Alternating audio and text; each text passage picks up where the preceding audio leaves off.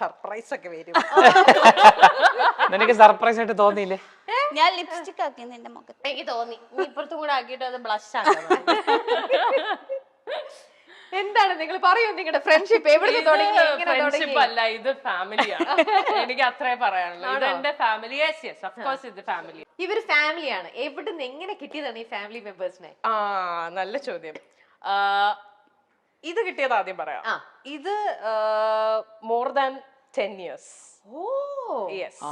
അങ്ങനെ വർഷത്തെ പരിചയം സഹിക്കോ? 10 വർഷം അല്ല, ഇപ്പൊ ഈ അടുത്ത കുറച്ച് വർഷമായിട്ടാണ് കുറച്ച് അധികം സഹിക്കണത്. ഇവനെ എങ്ങനെ കിട്ടിയെന്ന് പറഞ്ഞാൽ കോമഡിയാണ്. ആക്ച്വലി എന്റെ സ്കൂൾ ഫ്രണ്ടാണ് ഇവന്റെ എക്സ് വൈഫ്. ഓക്കെ. ശരിക്കും അങ്ങനെയാണ് ഞങ്ങൾ പരിചയം.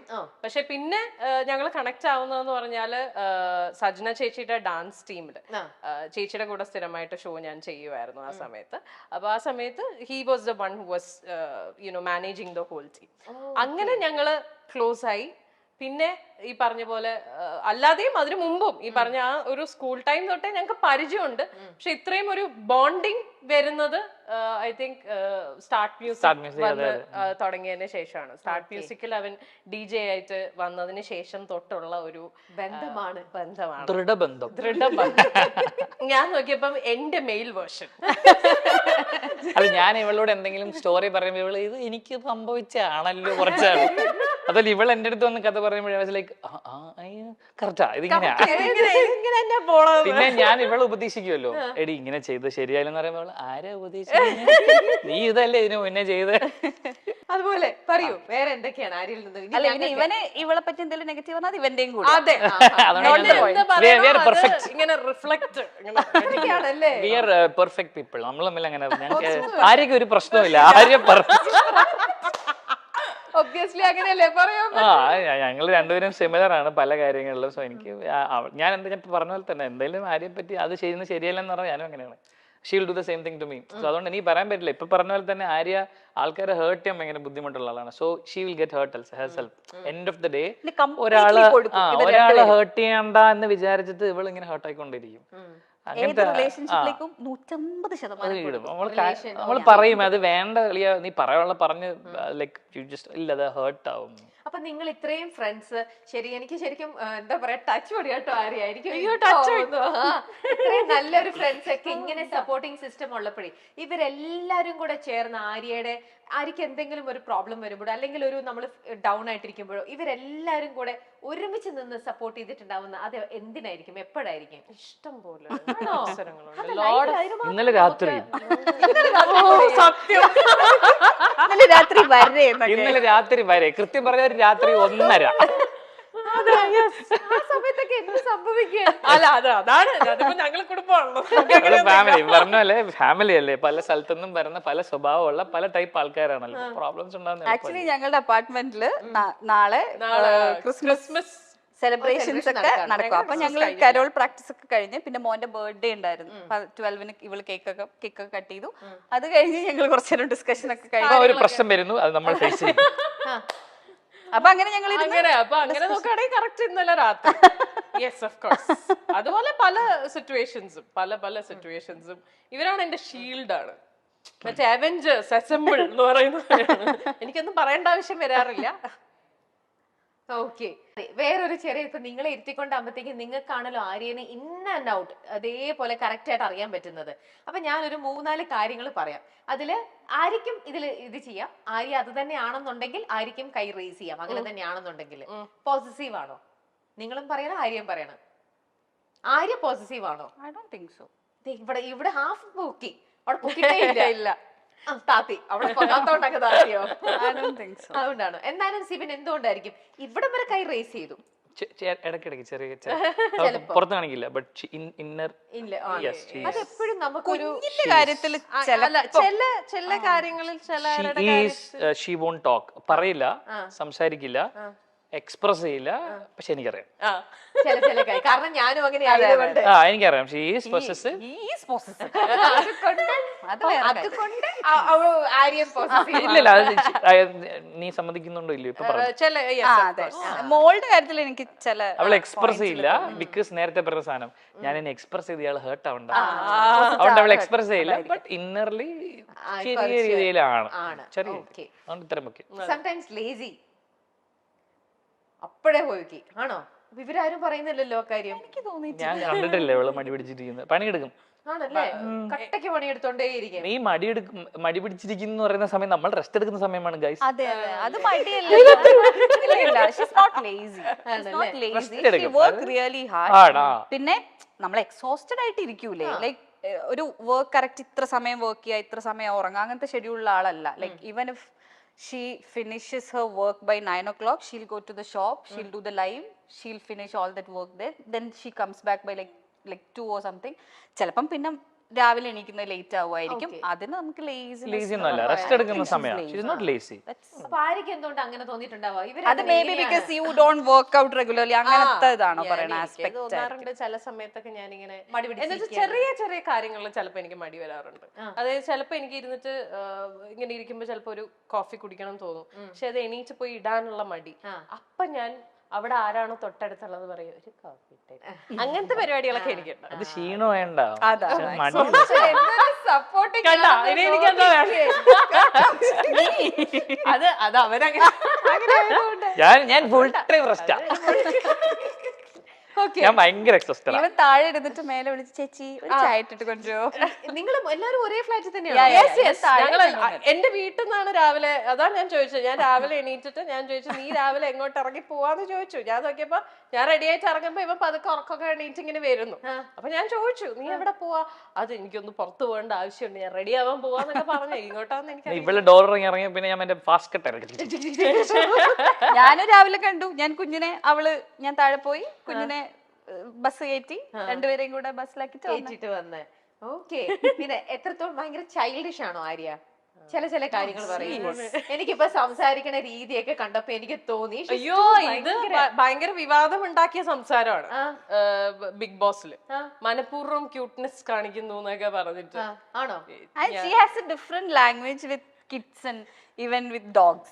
എനിക്ക് ഭയങ്കര ഇഷ്ടമാണ് അത് കേൾക്കാൻ. നല്ല രസമുള്ള അത് എവിടെന്നോ വരുന്നതാ, അത് നാച്ചുറലി ഉള്ളതാണ്, ഉണ്ടാക്കി പറയണതല്ല. പക്ഷെ അത് ആ ഷോയില് വരുമ്പോ എല്ലാരും അങ്ങനെ ചിന്തിക്കുള്ളൂ, ഓ ക്യൂട്ടാവാൻ വേണ്ടി ഇങ്ങനെയൊക്കെ കാണിക്കുന്നു.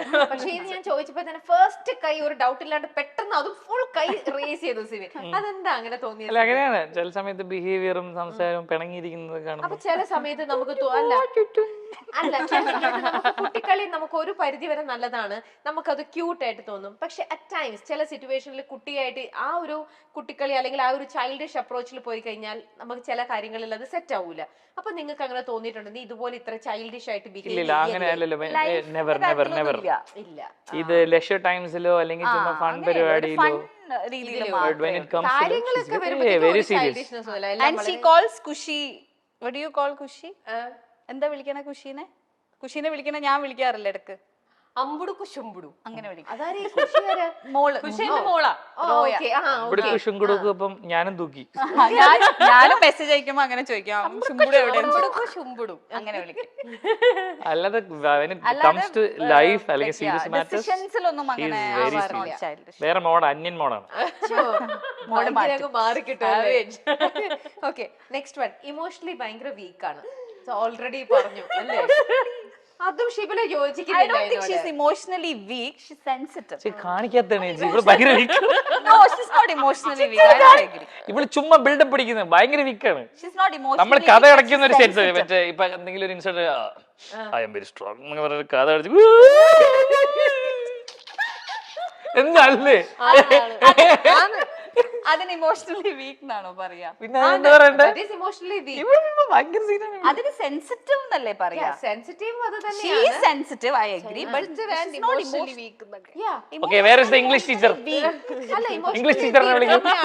ഇമോഷണലി വീക്ക് ആവുന്നോണ്ടാണ് പിള്ളേരെ ട്യൂഷൻ പഠിപ്പിക്കുന്നോണ്ട് ഈ രണ്ട് ഭയങ്കര ഇംഗ്ലീഷിൽ ഇപ്പൊ She is sensitive, but I don't think she's emotionally. Emotionally week ആണ്, പുറത്ത് കാണിക്കാതാണ്. She is weak actually, and that's the reason why ഈ പറഞ്ഞ ഈ കുറച്ച് പ്രശ്നങ്ങളൊക്കെ ലൈഫിൽ ഉണ്ടായതിന്റെ റീസണും ഇമോഷണലി വീക്ക് ആയതുകൊണ്ടാണ്. അത് യൂട്ടിലൈസ് ചെയ്യപ്പെടുന്നു. ആക്ച്വലി ഞാൻ രമേശ് ഞാൻ തുടക്കത്തിൽ പറഞ്ഞു ഞാൻ 2 എക്സ്ട്രീമാണ്. ഞാൻ ഇമോഷണലി സ്ട്രോങ്ങുമാണ് വീക്കുമാണ്. സ്ട്രോങ് ആണെങ്കിൽ ഞാൻ അപ്പുറത്തെ ബോൾഡാണ്, വീക്ക് ആണെങ്കിൽ ഞാൻ ഭയങ്കര വീക്കാ.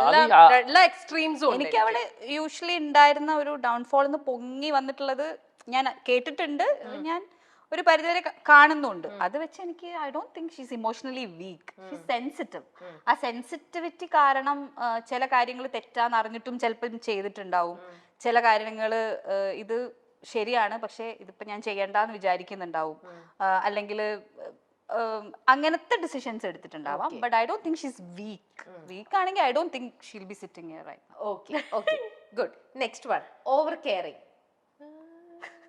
എല്ലാരും അങ്ങോട്ടും ഇങ്ങോട്ടും നോക്കുന്നുണ്ട്. ആണോ? ആ, അതായത് കെയറിംഗ് ആണ്, പക്ഷെ അതെങ്ങനെ ഓവർ കെയറിംഗ് ആവണമെന്ന് വെച്ചാല് എല്ലാവരെയും അവളിങ്ങനെ എല്ലാവർക്കും എല്ലാം ഇങ്ങനെ പ്രൊവൈഡ് ചെയ്ത് നിൽക്കും. ആസ് എൻ ഫാമിലിയിലാണെങ്കിലും വീട്ടിലാണെങ്കിലും പിന്നെ ഷീസ് ദ പ്രൊവൈഡർ. ഞാൻ പൊക്കി ഇപ്പോഴാണ് ശരിക്കും ഒന്ന് ആലോചിച്ച് നോക്കിയത്. മനസ്സിലായി. ഇങ്ങനെ പ്രൊവൈഡർ ആയിട്ട് നിൽക്കുമ്പോൾ എന്താ സംഭവിക്കാന്ന് വെച്ചാൽ അവര് പണിയെടുക്കില്ല. നമ്മൾ will have to be a provider for life time അല്ലേ? നമ്മൾ കൊടുത്തോണ്ടിരുന്ന നമ്മൾ കൊടുത്തോണ്ടേ. അതാണ് over caring. In that terms എങ്ങനെ സാധിക്കുന്നു? ഭയങ്കര ഇന്റലക്ച്വൽ ആയിട്ടുള്ള സൈക്കോളജിസ്റ്റ് ആണ്. ഞാൻ മറന്നുപോയി. കൂടെ ഉള്ളതിലെ കുറച്ച് ഇന്റലക്ച്വൽ ആയിട്ടുള്ള സൈക്കോളജിസ്റ്റ് ആണോ? അതിന്റെ കുഴപ്പമാണ്, ഭയങ്കര ബുദ്ധിയാണ്.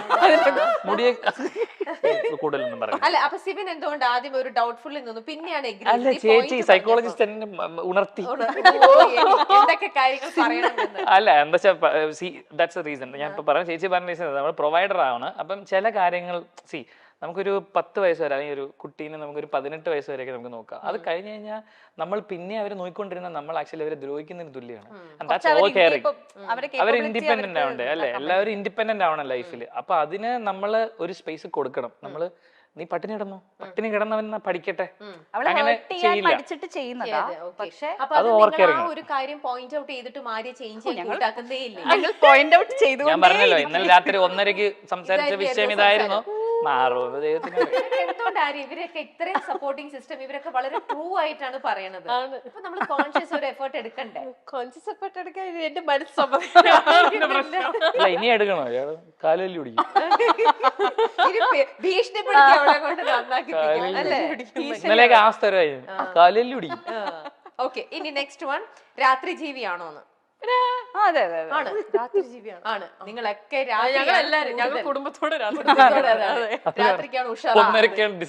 അതുകൊണ്ട് അവള് റൂമൊക്കെ നല്ല ഇരുട്ടാക്കി വെച്ചേക്കും. അതായത് നമുക്ക് പകലും കിടന്നുറങ്ങാനുള്ള സെറ്റപ്പിലാണ് ഫുൾ ചെയ്തോണ്ടിരിക്കണത്. ഓക്കെ, അപ്പം നിങ്ങൾ ഫ്രണ്ട്സ് ഇവിടെ വന്നത് കൊണ്ട് ആര്യയുടെ ഇനി ഒന്നുമില്ല, ഞാൻ എനിക്ക് എഴുതാം, അതുപോലെ കാര്യങ്ങളെല്ലാം ഭയങ്കര സെറ്റാക്കി. ബഡായി ബംഗ്ലാവ് എന്നൊരൊറ്റ പ്രോഗ്രാമിലൂടെ നമുക്കെല്ലാം സുപരിചിതയായ താരമാണ് ആര്യ. പിന്നീട് സിനിമകളിലൂടെയും സീരിയലുകളിലൂടെയും ആര്യ നമ്മുടെ മുന്നിലേക്ക് വന്നു. സിനിമയിൽ നിരവധി വേഷങ്ങൾ, അതും ഹാസ്യ വേഷങ്ങളാണ് ആര്യ കൂടുതലും ചെയ്തിട്ടുള്ളത്. അങ്ങനെ ഒരു കഥാപാത്രമായിട്ട് തന്നെയാണ് ആര്യ നമ്മുടെ മനസ്സിലുള്ളതും. എന്നാൽ ബിഗ് ബോസ് മലയാളം റിയാലിറ്റി ഷോയിലെത്തിയതോടെ ആര്യയെ പറ്റിയുള്ള മലയാളികളുടെ ഒരു ധാരണ മൊത്തത്തിൽ മാറി എന്ന് വേണമെങ്കിൽ പറയാം. ആര്യ ഒരു നെഗറ്റീവ് ക്യാരക്ടറായിട്ട് മാറുകയായിരുന്നു. ബിഗ് ബോസ് പലർക്കും നല്ലത് ചെയ്തിട്ടുണ്ട്, അല്ലെങ്കിൽ പോസിറ്റീവായിട്ടും നെഗറ്റീവായിട്ടും അതിലെ മത്സരാർത്ഥികൾക്ക് എഫക്റ്റ് ചെയ്തിട്ടുള്ള ഒരു പരിപാടിയാണ്. അതേസമയം ആര്യയെ സംബന്ധിച്ചിടത്തോളം ബിഗ് ബോസ് മലയാളം എഫക്റ്റ് ചെയ്തത് നെഗറ്റീവായിട്ടാണെന്ന് വേണമെങ്കിൽ പറയാം. അതേസമയം ആര്യ സിബിൻ സൗഹൃദത്തെക്കുറിച്ച് നമ്മൾ അറിയുന്നതും ആ സമയത്താണ്. ആര്യയും സിബിനും വളരെ അടുത്ത കൂട്ടുകാരാണ്. ഇവർ കുഞ്ഞിലേ മുതൽ ഒന്നിച്ച് പഠിച്ചവരാണ്. എന്നാൽ പോലും വർഷങ്ങൾക്ക് ശേഷം സിബിന്റെ ഭാര്യയുമായുള്ള സൗഹൃദത്തിന് പുറത്താണ് സിബിനുമായി വീണ്ടും ആര്യ സൗഹൃദം ഉണ്ടാകുന്നത്. ഇപ്പോൾ ഇവർ ഒന്നിച്ച് ഒരു ഫ്ലാറ്റിലാണ് താമസിക്കുന്നത്. അത്രത്തോളം ഉണ്ട് ഇവരുടെ സൗഹൃദം എന്നാണ് ഇപ്പോൾ വ്യക്തമാകുന്നത്. ആര്യയുടെ ഒരു ഇന്റർവ്യൂവിൽ ആര്യയ്ക്ക് സർപ്രൈസ് കൊടുക്കാൻ വേണ്ടി, ആര്യയെ പറ്റിയുള്ള പല കാര്യങ്ങളും തുറന്നു പറയാൻ വേണ്ടി ഒരു കൂട്ടുകാരിയും സിബിനും കൂടി എത്തിയൊരു കാഴ്ചയാണ് ഇപ്പോൾ വീണ്ടും വൈറലാകുന്നത്. ആര്യയ്ക്ക് ഏറ്റവും വലിയ സമ്പാദ്യം എന്ന് പറയുന്നത് ഈ സൗഹൃദ വലയം തന്നെയാണ് എന്ന് നമുക്ക് ഈ വീഡിയോ കാണുമ്പോൾ മനസ്സിലാകും.